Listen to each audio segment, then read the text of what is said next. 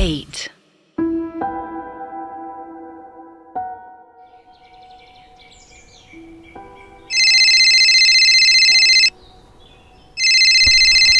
Hello.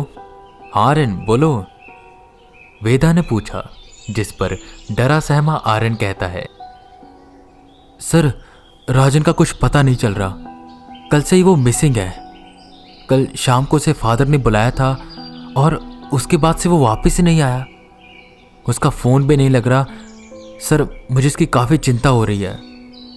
इतना सुन वेदा भी काफी चिंतित हो गए। वापस नहीं आया? आखिर कैसे? और मैंने उसे मना किया था कि किसी पर भरोसा मत करना। तुम्हें कुछ बताकर गया है वो? आर्यन ने नाम में जवाब दिया, जिस पर वेदा कहते हैं, आर्यन तुम इसकी लोकेशन ट्रैक करो और जहां की भी लोकेशन है वहां पर जाकर देखो। और हां, जाने से पहले मेरा वो दिया हुआ ब्रेसलेट पहन लेना, ठीक है? आर्यन ने हामी भरी और फोन रख दिया। आर्यन अब राजन की लोकेशन ट्रैक करने लगा। वहीं वेदा भी काफी चिंतित हो रहे थे। उन्हें जिस चीज का डर था वही हुआ। शक तो उन्हें पहले से ही बहुत चीजों में था, इसलिए उन्होंने ये प्लान बनाया था। पर अब ऐसा लग रहा था कि उनका यह प्लान किसी और के प्लान में शामिल हो चुका है। कोई ना कोई तो था जो ये खेल खेल रहा था। वेदा ने जल्दी से अपना लैपटॉप खोला और सोल कीपर के बारे में जितनी जानकारी मिल सकती थी उतना इकट्ठा करना शुरू किया। काफी देर तक वो सर्फिंग करते रहे, पर उन्हें ज्यादा कुछ नहीं मिला। फिर उन्हें एक साइट मिली जिसका नाम था ब्लैक बाइबल, जिसमें एक पेज था सोल कीपर के नाम से। उन्होंने उस पेज को खोला और पढ़ना शुरू किया। पेमॉन, जो कि हेल का एक किंग है और उसके अंडर 200 के करीब डीमंस है। उनमें से एक डीमन था सोल कीपर, और एडविन पहले पेमॉन को बुलाना चाहता था, पर पेमॉन बहुत ज्यादा पावरफुल था तो वो आ नहीं पाया। और जब हेल गेट खुला तो सोल कीपर आ गया। सोल कीपर भी एक बहुत खतरनाक डीमन है, जिसे अगर उसकी पूरी पावर मिल जाए तो वो भी उस इंसान की हर विश को पूरी कर सकता है और उसे इस दुनिया का राजा बना सकता है।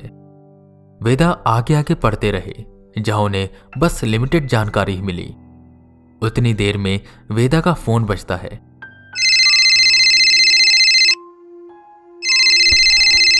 हेलो हारन, कुछ पता चला राजन का? अभी उनका सवाल खत्म ही हुआ था कि डरते डरते आर्यन बोला, सर राजन उसी चर्च यार्ड में है। मैंने अभी उसकी लोकेशन ट्रैक करी, उसका फोन वहीं पर है। सर अब क्या करें? आर्यन काफी डरा हुआ था। इतना सुन वेदा भी खड़े हो गए। क्या? राजन उस चर्च यार्ड में? पर उसे वहां लेकर कौन गया और वो वहां पर कर क्या रहा है? वेदा का दिमाग चकराने लगा। सुनो आर्यन, शायद हम फंस चुके हैं। आर्यन चौकन्ना हो गया। मैं तुम्हें सारी बात बताता हूं। वेदा ने उसे चर्च यार्ड की सारी बात बताई और यह भी बताया कि उन्हें यहां पर बुलाना एक साजिश का हिस्सा था। दरअसल वो वेदा की स्पिरिचुअल पावर चाहते थे, उस सोल कीपर को और भी ज्यादा पावरफुल बनाने के लिए और उसे आजाद करने के लिए। यह सुन आर्यन को एक पल तो भरोसा नहीं हुआ। सर फिर वो राजन का क्या करेंगे? इतना बोलते ही आर्यन के लब ठहर गए। नहीं आर्यन, वो उसे कुछ भी नहीं करेंगे। वो बस उसे ऐसा चारा इस्तेमाल कर रहे हैं। उन्हें शायद पता चल चुका है कि मैं उनके प्लान को जान चुका हूं, तो मैं यहां से भाग ना पाऊं और उनका प्लान पूरा हो जाए, इसलिए उन्होंने राजन को अगवा कर लिया है और अब मुझे वहां पर जाकर उनका सामना करना ही होगा। मैंने बहुत बड़ी गलती कर दी तुम दोनों को साथ लाकर। मेरी वजह से तुम दोनों की जान भी खतरे में आ गई। राजन को मैं जैसे भी करके बचा लूंगा, पर आर्यन तुम अभी कभी यहां से चले जाओ, वरना हो सकता है कि वो तुम्हें भी नुकसान पहुंचा दे। वेदा ये सब बोल ही रहे थे कि आर्यन के रूम का कोई दरवाजा खटखटाता है। सर मेरे रूम का दरवाजा। आर्यन अब इतना बोलकर हटा ही था कि दरवाजा टूट गया। कुछ लोग अंदर आए और आर्यन को पकड़ने लगे। हेलो हेलो आर्यन, क्या हुआ? वेदा काफी चिंतित हो गए। वेदा वेदा वेदा या कहूं हैरी।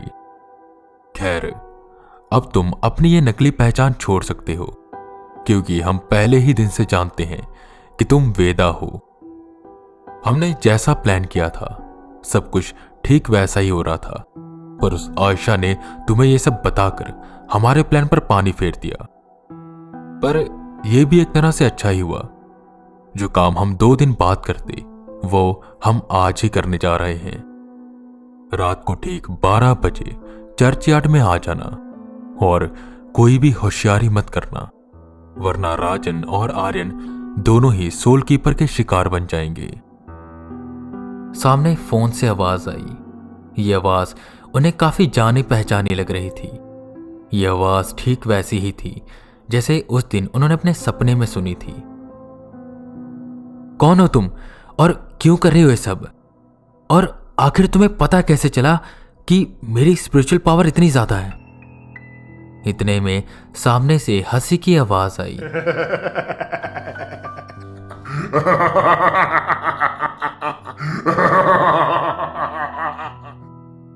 पंडित वेदांत, तुम्हें क्या लगता है कि तुम बस अकेले हो इस दुनिया में जिसके पास ये सब ताकतें हैं?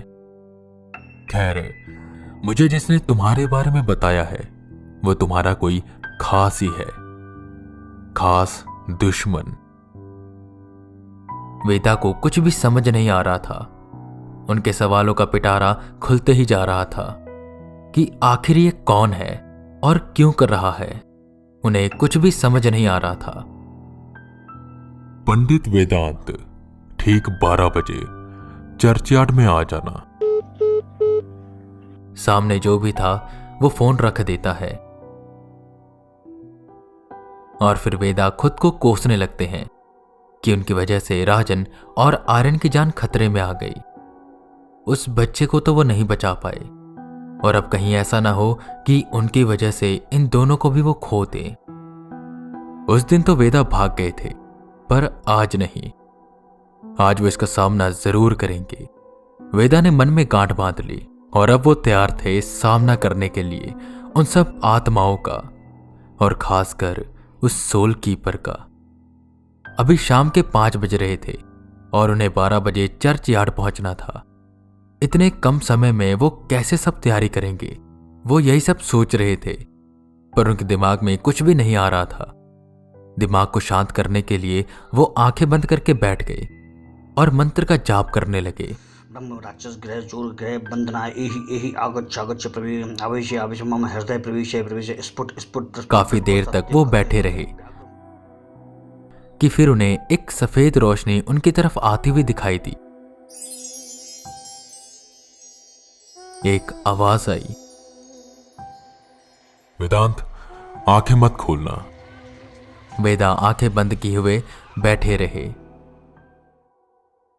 तुम्हारे ऊपर बहुत बड़ा संकट आने वाला है। इसमें या तो तुम विजय होगे या पराजित।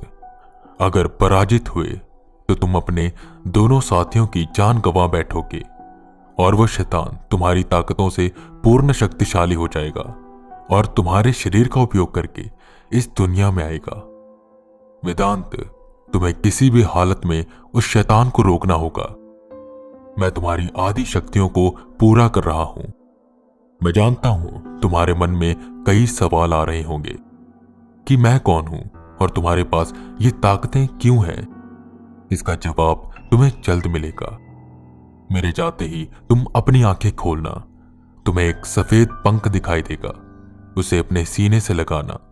तुम्हें तुम्हारी शक्तियां पूर्ण रूप से मिल जाएंगी। वेदांत, किसी भी तरह उस शैतान को जीतने मत देना। इतना बोल वो सफेद रोशनी का गोला गायब हो गया और वेदा को अपने सामने एक सफेद पंख दिखाई दिया। उन्होंने उसे उठाया और अपने सीने से लगाया। एक तेज रोशनी निकली और वो पंख वेदा के अंदर समा गया। एक टैटू सफेद पंख का उनके दाएं हाथ पर छप गया। ये क्या था और कौन सी शक्तियां उनके पास आई थी वो समझ नहीं पा रहे थे, पर हाँ उन्हें ये ज़रूर महसूस हो रहा था कि उनकी शक्तियां बढ़ चुकी है और अब वो शायद पूरे रूप से तैयार थे उस शैतान से लड़ने के लिए। पर यह बात भी सत्य थी कि उनके जीतने के चांसेस अभी बहुत कम थे, पर उनका जीतना बहुत ज़रूरी था।